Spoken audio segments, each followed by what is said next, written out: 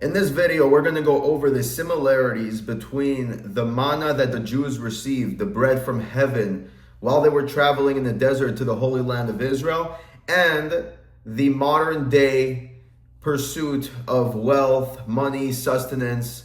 So, the Beis HaLevi, and this is part 3 of the Beis HaLevi on Bitachon, right here, he tells us that the first thing we need to realize is every single morning, the Jewish people had to go out into the field in order to get their manna.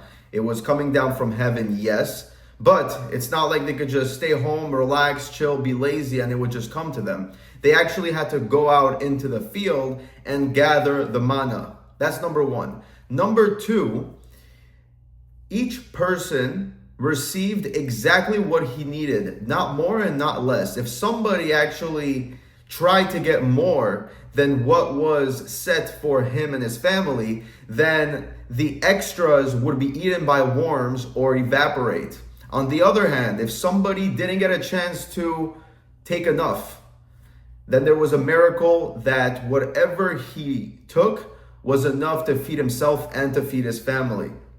So, lesson number one, we gotta hustle. We gotta work hard. We gotta push. We gotta go above and beyond. We can't be lazy and expect for God to provide for us while we're chilling at home doing nothing. That is a decree from heaven as the result of the sin that Adam and Eve made. So before then, God would provide for them no matter what. He would provide for them and they didn't need to do anything. Hence the idea of the Garden of Eden.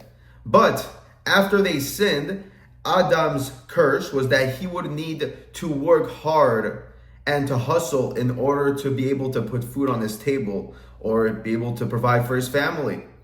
And that is the same decree that we have today. Yes, there is an allotted portion for each and every one of us, but it's on the condition that we hustle. It's on the condition that we work hard. And it's on the condition that we exert ourselves through a natural means of earning a livelihood. God chooses himself to hide in the glove of nature. Hence the reason why the name Elohim, one of God's names, has the same gematria as the word Hateva. They both have the gematria of 86. And what we learn here is that God chooses to hide himself in the glove of nature. That means that yes, you have your allotted portion that God is going to give you, but it needs to come through a natural means. It needs to come through a hustle. It needs to come through a natural work that you put in. Because if God just was to bring down bread from heaven without us doing any work, then we would not have free will. He would be completely revealed. And if he's revealed, you don't have free will. You have free will to determine if you're going to follow God's ways or not, simply because God is hidden, giving you the opportunity to choose to follow him or others. So we got to hustle. But the other thing is that we have to realize that the ultimate outcome is in the hands of heaven, is in the hands of Hashem, is in the hands of the creator of the universe. So the Beis HaLevi tells us that when we hustle, but we're stressed out, we're too concerned about the outcome, not only are we not present in the moment, but we might actually take actions that are hurtful to our parnasa, hurtful to our income. Because we're so tied to the outcome and we're trying to do God's work, we're not going to be able to be present in the moment and do what's our part, which is the process. We might take actions that will actually hurt us because we're so focused on the outcome. We're not present in the moment. We're not taking the best actions in the present. Why? Because we're so focused on what will happen as the outcome. So if we do God's work, we're not doing our part. We focus on our part and we trust that Hashem will do his. Something that's very important to realize is the reason why the rich get richer is because the fact that they have wealth puts them into an abundant mindset that allows them to see opportunities and to take those opportunities. But somebody who is struggling financially, and we've all been there, they're in a constricted mindset. They're in a limited mindset. They're in a survival mindset. And as a result, they're only thinking about how to pay their basic bills. They're not thinking about how to scale. They're not thinking about how to grow.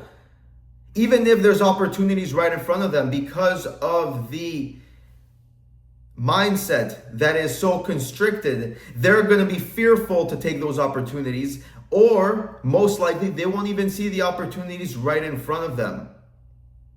So you can have an abundance mindset by making a lot of money, or you can have an abundance mindset by relying and counting on the creator of the universe, who has the resources in the entire universe at his disposal, unlimited resources.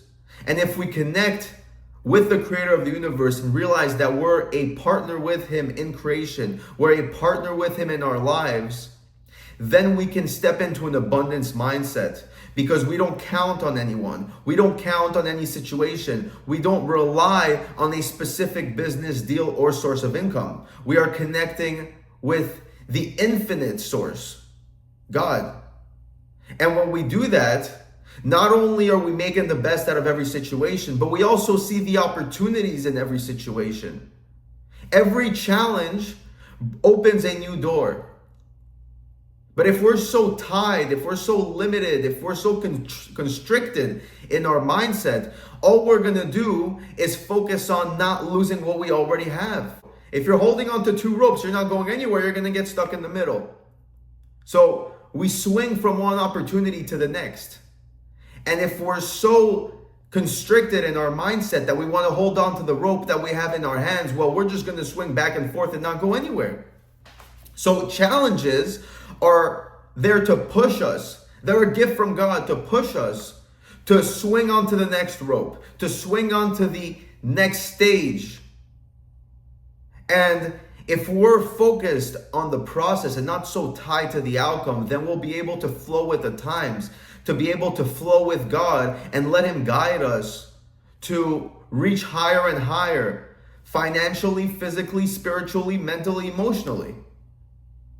So once again, we gotta hustle. That's number one. We can't sit back and not do anything. That's the first thing. The second thing is, we have to focus on the process and let God provide for us the outcome. Whatever the outcome is the best thing for us. Even if it's not exactly what we had seen, considering we're so limited in our perception of the world, the universe, ourselves, life in general, and God knows it all. He knows what's truly good for us. So if you didn't get exactly what you had expected, that's better for you. Because in reality, if you would have gotten what you wanted, that would have been very bad. And we know this how? Because that's what happened.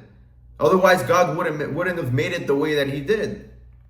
So whatever the outcome, if it's the way that I wanted, great. If it's not, even better, because something way better than what I had envisioned is coming. And if we look at life in that way, if we look at challenges in that way, if we look at the unexpected in that way, then we'll always have an eye to pick up the next opportunity.